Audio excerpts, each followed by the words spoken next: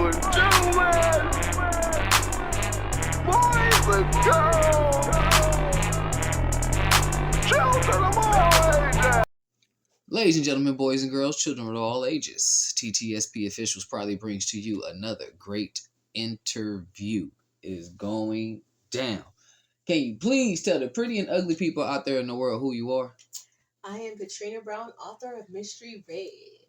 Mystery Red. Mystery Red. Okay, and then this book is what type of book?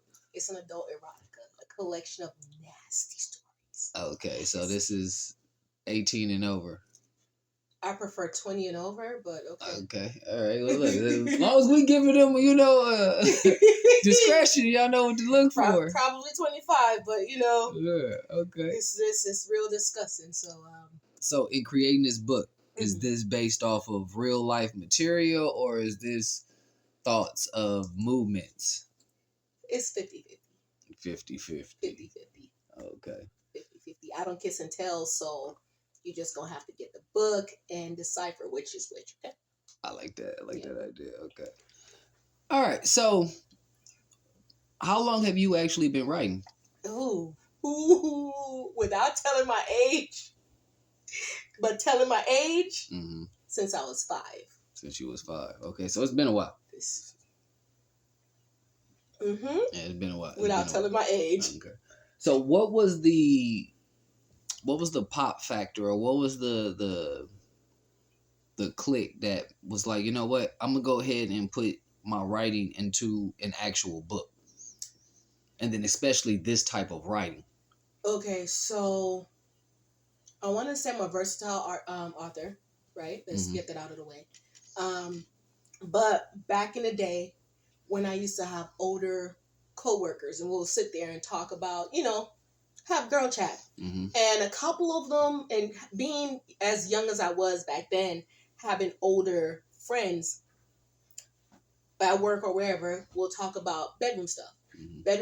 And I was like, Jesus Christ, you guys are like prunes. In my brain at the time, I was like, damn, I'm nasty as hell because I be doing this, and this. And I felt judged.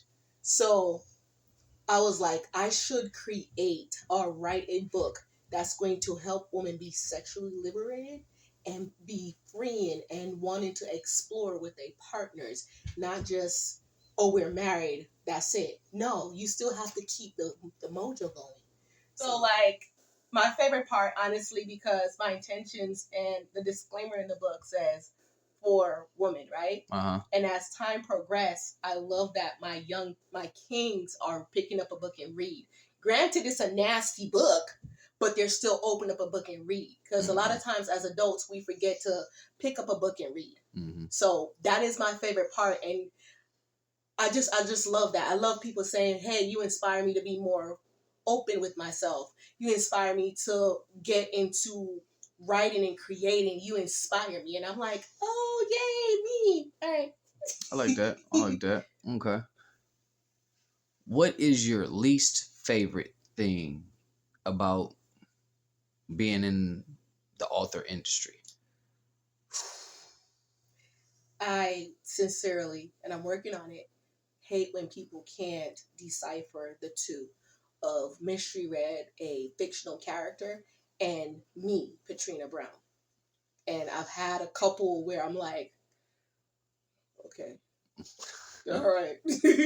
So it's the invisible line that people do not pay attention to, is what you're talking about. Right, because it's and it's something I have to get used to as I continue to build and grow, that people don't realize that there's a difference between the two. And so that is something I'm working on, and it's my least favorite part with being out in the public and selling my book and talking to people and, being a salesperson.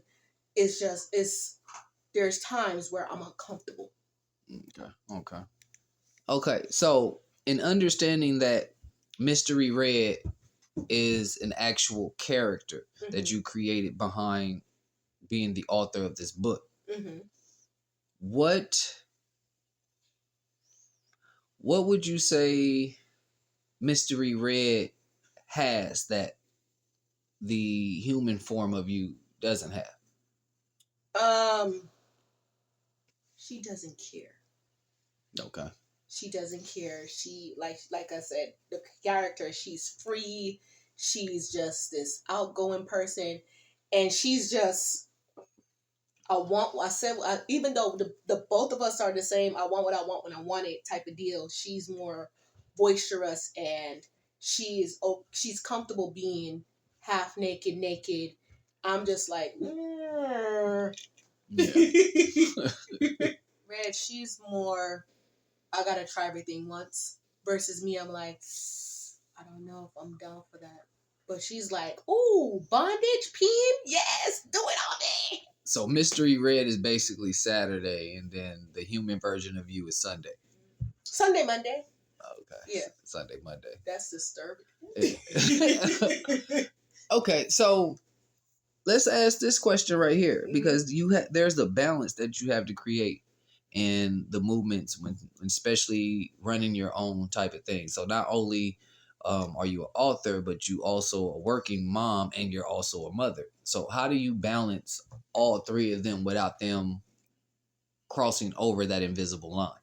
So I'm going to say, with Mystery Red, that's a face that comes out on the weekends, Saturday, Mm-hmm.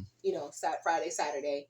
And I have to make sure she stays in her lane, right? Mm-hmm. And come say there's an event that's going on.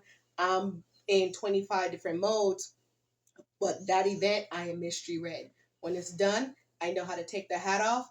Okay, I'm going into mommy mode. I'm going into work mode because I have work the next day type of deal. So I have to, I have a healthy balance Mm-hmm. for it all, where I know I want my kids to see, oh, mommy's pushing her book, but she's not out here being ratchet, because it's not just my name or my brand. My children are watching this. They're old enough to go on social media or go on the internet and type in my name. You see me half naked. Mm-hmm. The most they're gonna see is a cover of the book. That's it. I also want to keep that in mind, that I have teenagers. We're in a time of social media, internet. I can't have them looking bad, or myself looking bad. Okay. All right. So when it comes to like myself and other people that I know being an artist, there are certain things that help get us in our mode. Mm-hmm. Either when we're getting ready to write, when we're getting ready to record, or when we're getting ready to perform. So what are some things that routines you go through to get you into Mystery Red? So majority of the times I'm with, another artist, Sydney Lynn, and we're vibing. We're drinking, and it kind of helps relaxes me to get into that mode. So when we get to the event, Mystery Red is already there, because, Petrena Brown done already took a couple shots. I get that. Okay. So what puts you like, I know when I'm getting ready to write a song, Mm-hmm. it's usually some dark liquor and some jazz music that I play before I'm able to actually write. So what do you do to get in the mode of actually writing? Actually, my process is a little bit different. So hear me out. Because I have an overactive imagination, right? I could be at work and a thought hits me, and I'm like, ooh, don't forget that thought. And I'll repeat the whole thing in my head as I drive, right? And when I'm done and I get home, go into mommy mode and, get everything done, and then sit in a corner, and I'll just put pen to paper. Mm-hmm. So, and sometimes I can tune out the distractions with the TV or whatever, but I just play it over in my mind. Mine is a terrible thing to waste, by the way. Indeed, it is. All right. So I've also seen you at a lot of hip hop events. Mm-hmm. So what is a correlation between hip hop and the art of being able to write, as far as like books and things like that? To me, hip hop is like spoken word, but with beats behind it. Mm-hmm. So, and as a original spoken word artist, it's just it sets the scene, it sets the vibe. Okay. So what would be like some music influence you can say that you can tap into that kind of either reminds you of your writing or gives you the inspiration to do more writing? Of the nasty stuff? I mean, anything. Damn, that's a 2-part question. Okay. Any type of music, really. I'm well diverse. So it just depends on how my mood is for the day. I get that. And what inspired, like, what was the second part question? Like, is it a certain artist that you always listening to that motivates you? Not just artists for me, but like also other spoken word poets and other authors that influenced me a lot. Mm-hmm. Okay. Because you have a lot of artists that you know within the industry, and I know that you rock with them pretty heavy. So is it like, can you name a few of those people that I rock with heavy? Yeah. Oh, of course, most definitely. There's Bandit. There's Sydney Lynn. There's Honesty. Who else? King Dope. Young Music, and those are just the people that are of my time that I fuck with very heavy. I get that. Right-handed or left-handed? Oh, jeez. Right-handed to God. Yeah, I like that. Yeah. What word of advice would you give a young lady trying to make a positive movement that some might frown upon? Like, what advice would you give to that young lady? Don't get discouraged. Don't stop. You said word, right? Yeah. I mean, whatever words of advice you would no, give. I was just going to say, despite any drawbacks, any setbacks a young lady or a person may go through, don't stop. Like, don't stop. Every day, for me, like, when shit gets really rough and rocky, I tell myself, don't stop. Mm-hmm. Okay, so you had to be your biggest cheerleader? Of course, most definitely. Is there a mantra or something that you tell yourself when you do feel those down moments? Yeah. There's one that I say, like, God got it. I ain't worried about nothing. Then there's don't stop.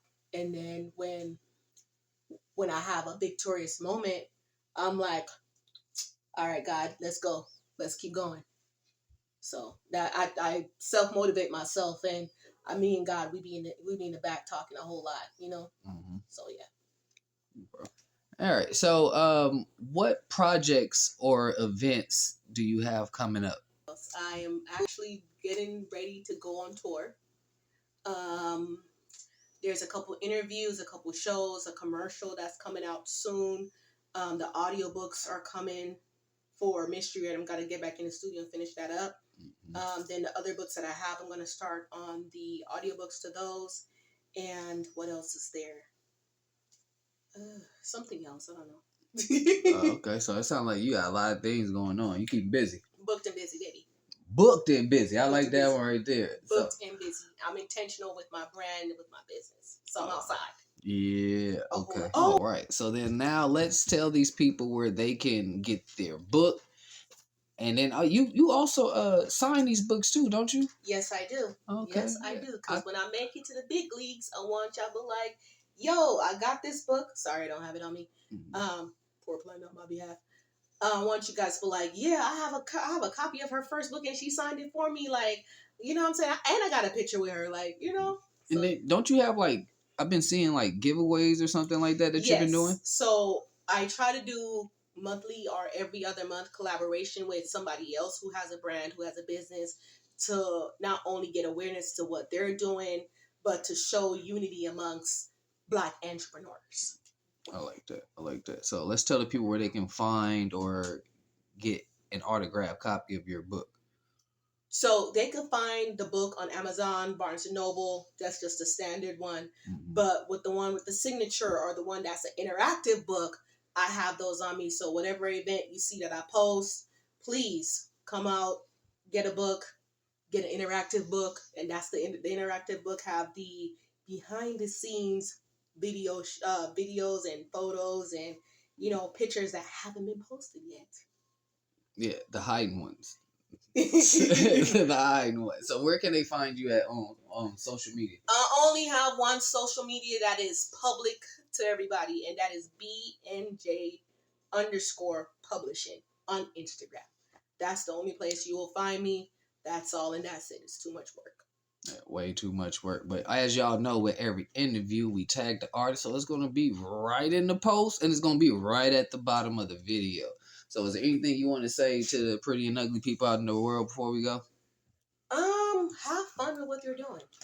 Don't make it a job. Have fun with what you're doing. And, if you are shy, if you are afraid, you have to get out of that comfort zone in order to get to the level that you want to be. This is Talk That Shit production, and we are out of here.